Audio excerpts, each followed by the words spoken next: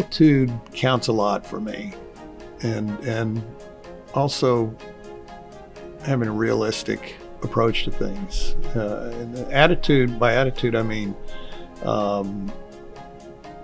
being willing to work hard. I need to know you're taking it serious, because I'm putting time into this, and I get inspired if you're inspired, if the student's inspired. So I think that's really key. The realistic thing, I need to know that they have a realistic idea of what the business is and what they can do in the business and how they can get into the business and that sort of thing. And if somebody seems like they think that they're just a genius waiting to be discovered, and that's why they want to get to know somebody like myself or something,